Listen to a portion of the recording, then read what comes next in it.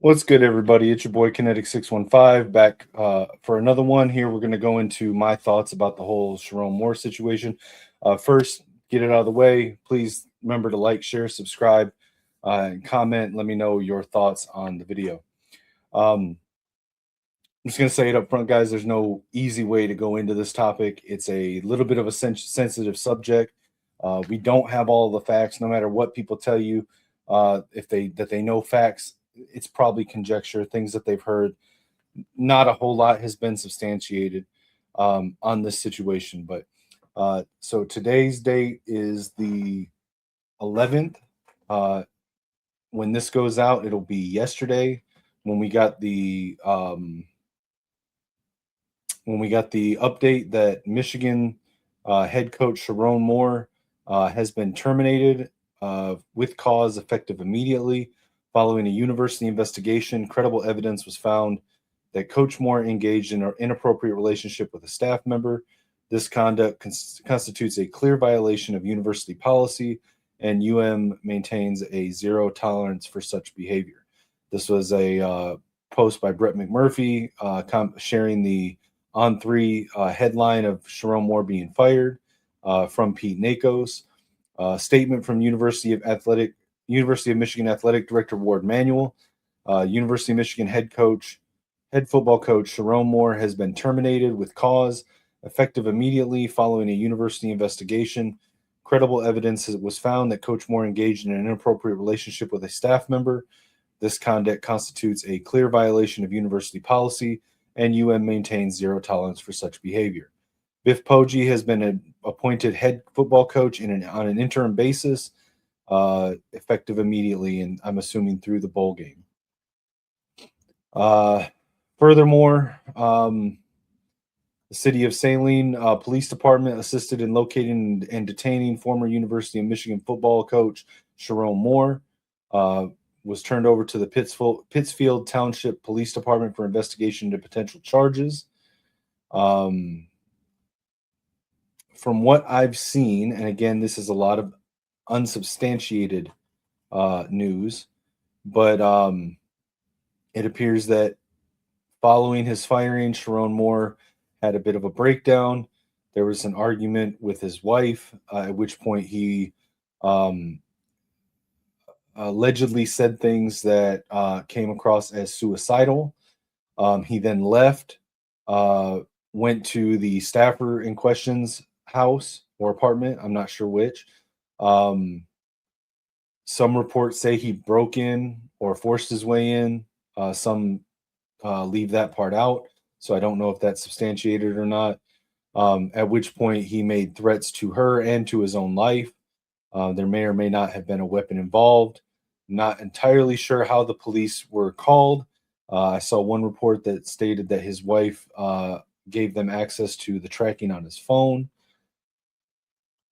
And he has since been taken into custody and put into a I forget the proper term, but it's a mental hold, a suicide watch, basically. He's in protective custody. I hate to see this for Sherrone.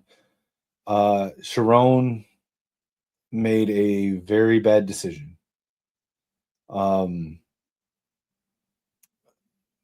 You can't, to the best of my knowledge, in all 50 states, it is illegal to have a relationship with a subordinate.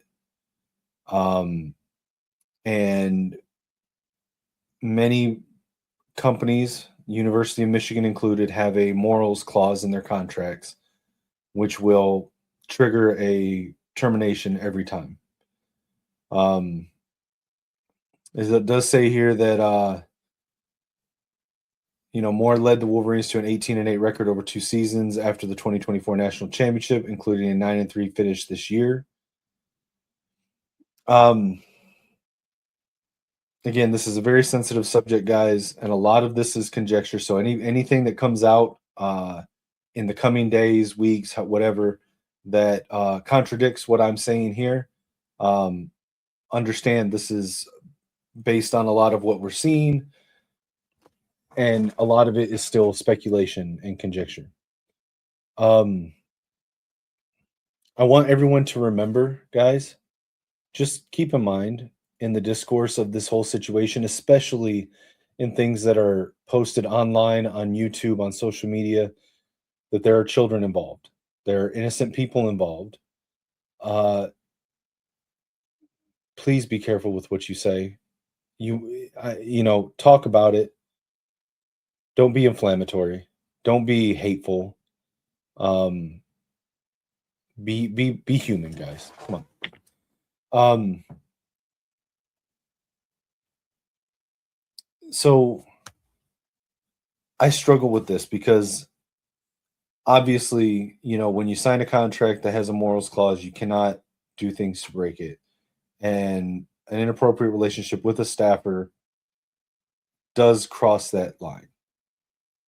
Um, Literally anyone that's not on staff, as far as I'm concerned, I don't really care what a coach does in their personal life, as long as there's no crime being committed. Um, that's their business. But you cannot use your position to start a relationship with a subordinate. That does not fly.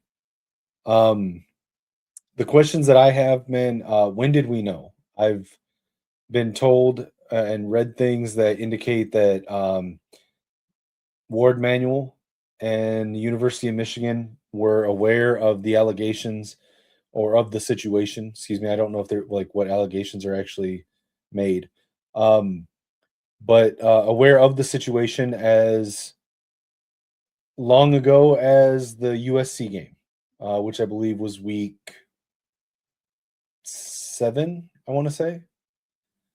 Um,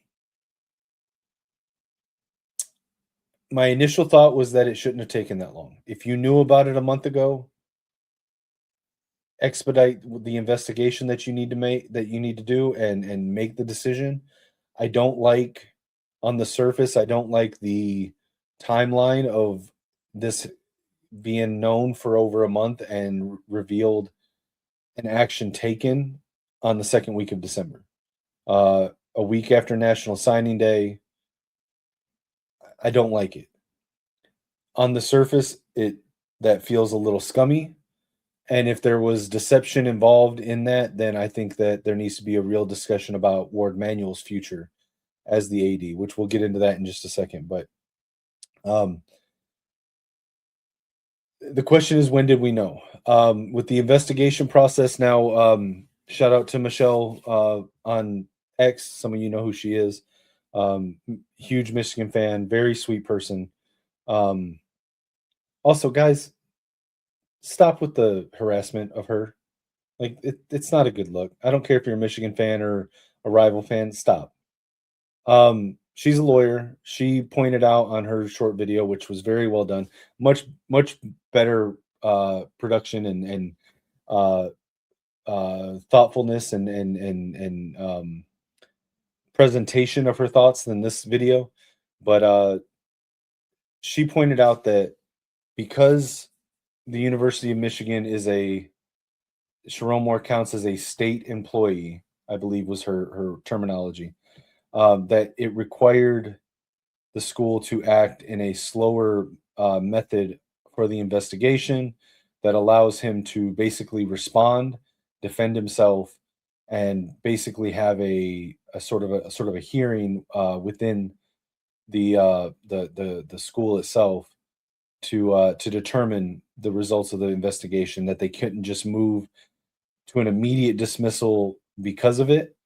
And that may have been, in large part, the reason for the timing of this. And if that's the case, then there needs to be a little bit of grace there. I personally have not been a huge fan of Ward Manuel's job as AD as far as the football team goes.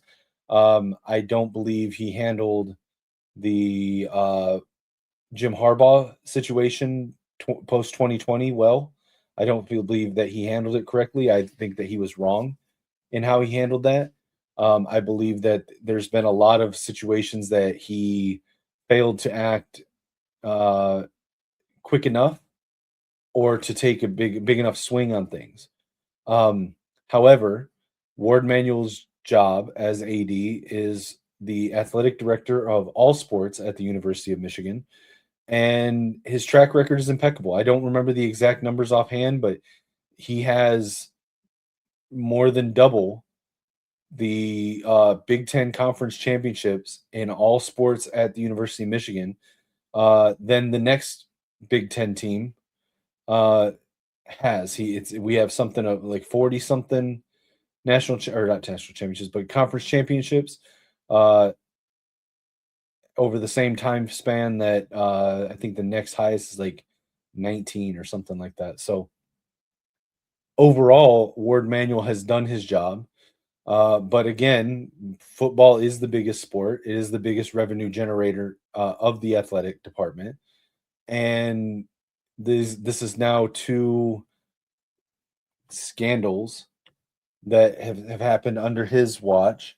And again, the way that he handled Jim Harbaugh from 2020 on, I think was not the greatest. So I do think that at some point we should the University of Michigan should have a look and a conversation about Ward Manuel's future with the program. Um, I've been a big Sherrone Moore defender as a first-time head coach. Um, to the groundswell within the Michigan Wolverines fan base to fire Sherrone, that he's not ready for this job, for this level of competition.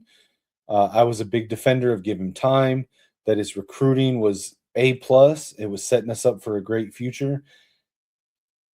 And I still believe that. I still generally think that you really have to give a head coach 3 years minimum.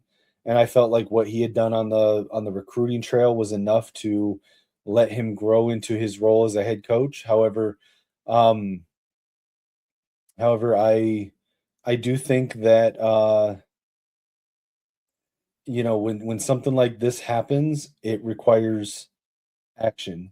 And um I do think that the firing was warranted.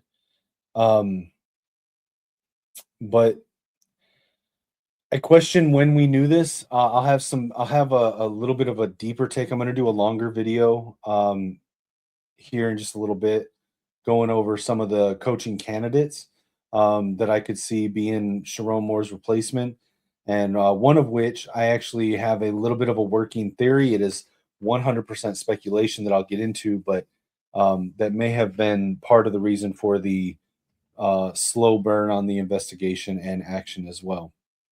Um, but I do just want to again reiterate, guys. Some things are bigger than football rivalries. Um, the Matt Weiss situation, um, I thought was one of those situations. The Joe Paterno situation is one of those situations, and this one is kind of borderline because there is the football head coach firing aspect of it. Talk about that, but guys, again, take into account Sherrone Moore has 3 daughters that are. When you put something on the internet, it's there forever. Even if you delete it, it's not deleted. Okay. Uh, don't be hateful when you talk about the situation. uh I just want you to keep two things in mind. First of all, his daughters may see one day what you're saying. They may see your post, they may see you in a video talking about it. So be conscious of that when you're talking about situations like that. And also, guys, mental health is a big deal, and right now, for everything that he's going through, Sherrone Moore is currently under suicide watch, and is in protective custody. For whatever else you might think of him, for anything else around this situation that you may disagree with, mental health is a thing. Don't harass Sherrone Moore. Don't harass his family, and be conscious of the fact that they might see this. They might see what you say about them. Be civil in your discussions, and be good people, man. Be a good person. Some things are bigger than football rivalries. So, as my friend Darren likes to say, be kind to other people, right? But like I said, I'm going to be recording another video here shortly that'll be put out as well. Going over coaching candidates, stay on the lookout for that. You can follow me everywhere on Kinetik 615 on YouTube, on all social media platforms at Kinetik 615. You can also find me on the Gamer Sideline with my buddy Lichmax for our weekly football takes. And if you get a chance, guys, check out the QR code in the corner here. It will take you to my GoFundMe. I am currently in a situation, and it's becoming quite a dire situation, trying to keep bills paid for myself and my mother, going through her cancer treatments, and me having to go through physical therapy, not being cleared to work, and facing the next 5 to 7 years of uh, having surgeries to get back to working condition, trying to get disability in the meantime. I've got to get through the next 3 to 4 months to get my disability, and I'm currently running out of funds to keep the bills paid, keep the lights on, phones on, gas in the car to get us to our treatments and appointments. So any help is appreciated. Any amount is helpful. I don't want to ask anybody to give more than they're able to without hurting themselves. But if you can donate any amount, or even just sharing out the link on social media and getting it seen by more eyes, helps immensely. And I can't thank you enough. But as always, guys, for Kinetik 615, it's always go blue. Until next time.